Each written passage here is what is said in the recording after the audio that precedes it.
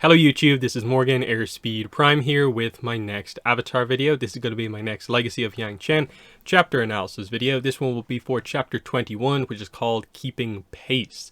So this is basically the kind of planning chapter where we get the information that Taegum, Akudan, and Jujienta got, we assess it and decide, okay, what does this actually tell us about Project Unanimity and maybe about how many combustion benders there are, about maybe where Thoppa might be, and we pretty much get straight down to planning what the next stage of the book is actually going to be about. So as you would expect, we get a meeting of kind of like the full team. They address some of the issues between the team, and we kind of continue along with a lot of the same dynamics that we've had going on for the book. So yeah, more of a plot focused chapter, but still a good one, definitely.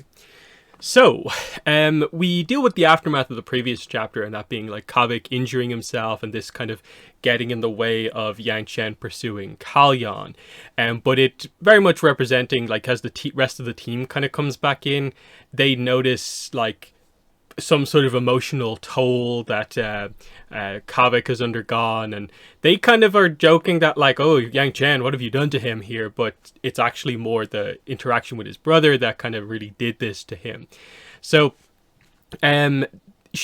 they tell basically the others everything that happened from the previous chapter, meeting Kalyan, Earth King being here, and Taegum says to Kavik, your entire family can rot in the same pit as Fei Shan. Now, of course, this is referencing the fact that the Earth King was basically responsible for them being imprisoned during the Platinum Affair, and then, of course, they have some reason to dislike Kavik. Now they have reason to dislike Kalyan, but Kavik is like, take that back. My parents are very nice. So yeah, his parents aren't involved in this, like, at all overall. So this is where they pretty much get straight down to the meeting. Everyone kind of notes, everyone's tired. Yangchen, they all are kind of wondering in a way how she is going as well as she actually is. But she still has bags under her eyes. But, Kavik is noticing he's tired, and he basically gets more sleep than her. And this is where the special tea brew that she has comes up, and it will come back again towards the end of this chapter.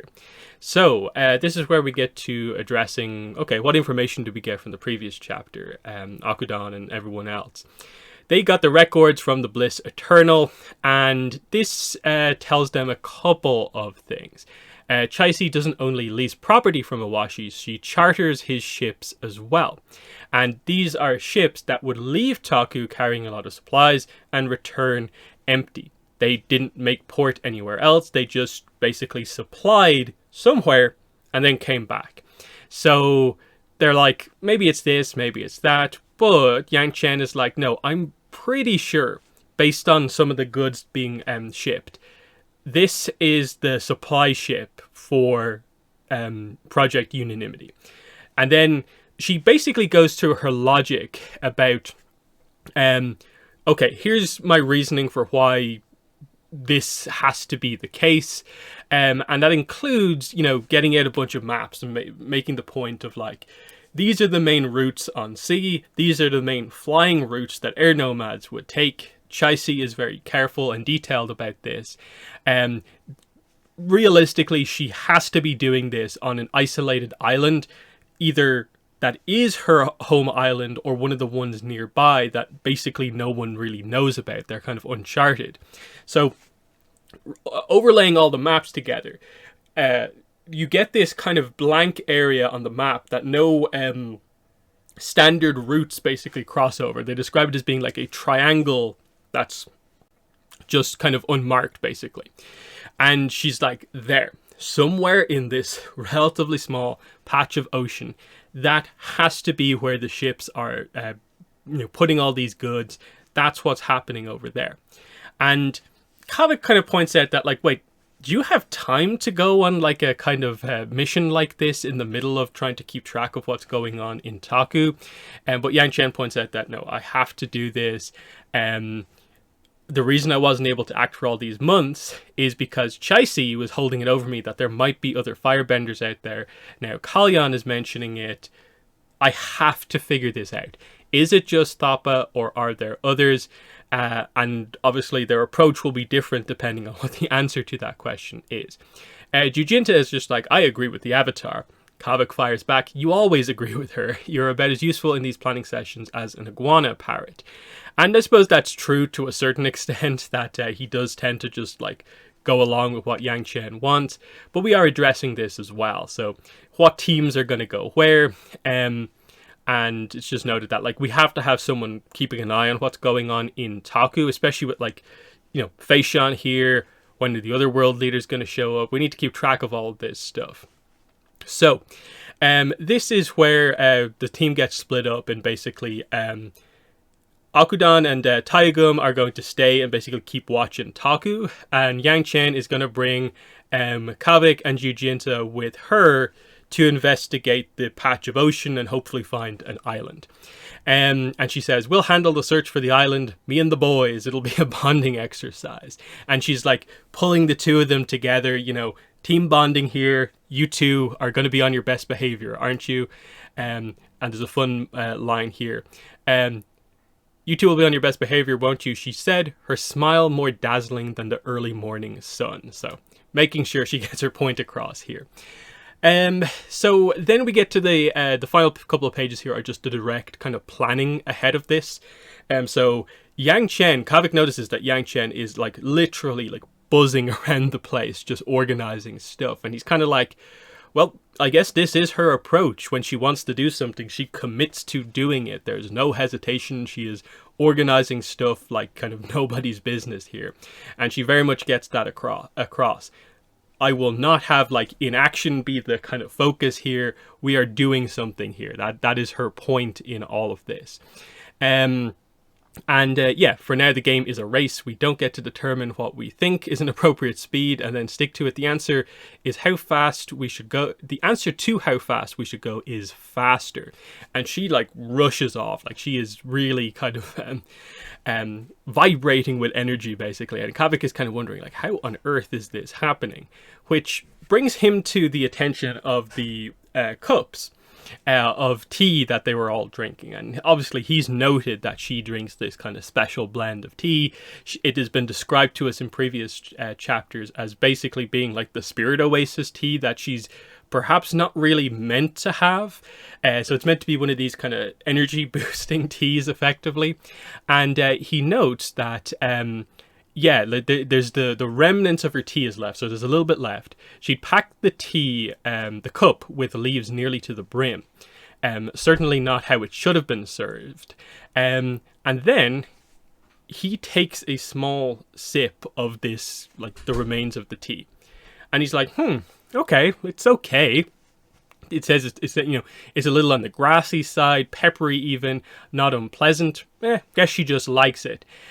He had been suspicious over nothing. Between one heartbeat and the next, Kavik's pulse became thunder. His hands trembled, his face grew hot. He was more alert from the brew. He was more than alert from the brew. He felt maddened. Her drink had to have been tenfold stronger than his, and she'd been downing it all throughout the night and morning. So this is when he suddenly becomes very worried about Yangchen, because he suddenly realizes that like this is not just strong tea, this is like unhealthy levels of like probably like energy bursting, and he's kind of wondering in a way, how is she still functioning if she's been like using this tea for days upon days. Again, she hasn't really been getting a lot of sleep outside of the few like kind of like desperation moments that Kavik has been kind of there to kind of be almost like beside her when this happens. So he's worried here, and he's kind of thinking like, oh, I should tell the rest of the team, tell her to slow down before, and it says here to stop before she, and we don't get the answer to that. But they're obviously implying before she like damages herself, injures herself.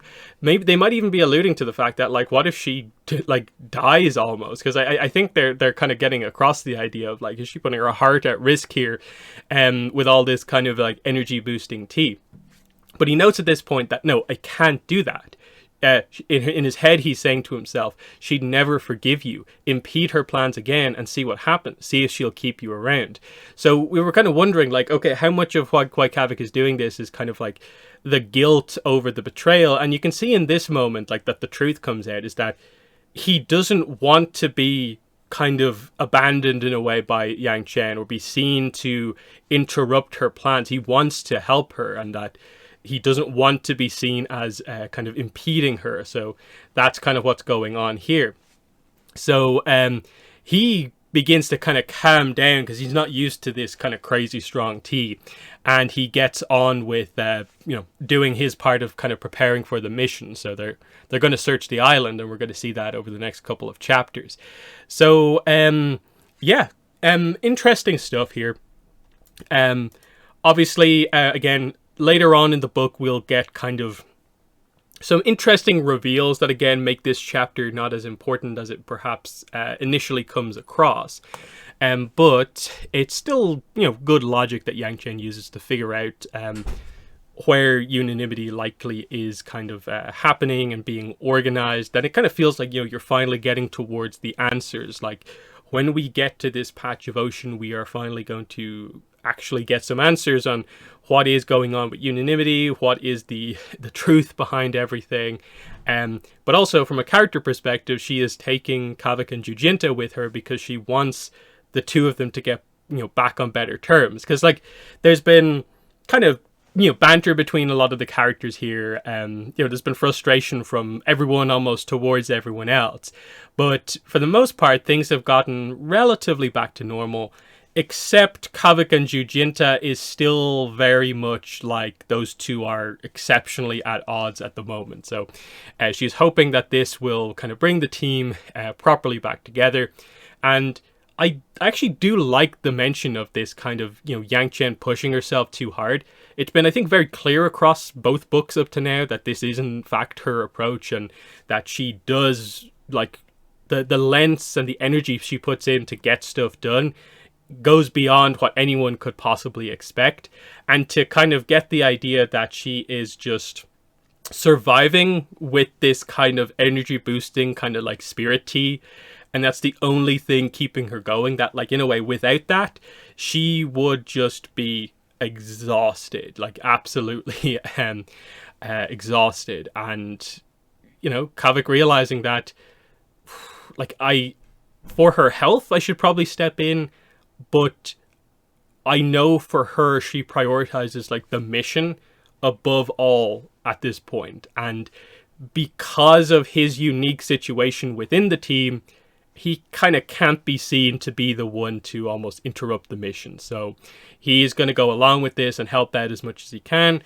But you also see that he cares about her health, that, like, he is actually one of the only ones who has noticed this. The others haven't. So it again highlights his kind of significance in the group, that he should be, like, the main member of the group, but because of all the complexities that we dealt with in, like, the last chapter, he kind of isn't. So we're still waiting to kind of see things and how they kind of fully will play out. But yeah, that is this chapter. So in the comments, let me know what your thoughts were on this one. But that has been the video. Thanks for watching, and bye.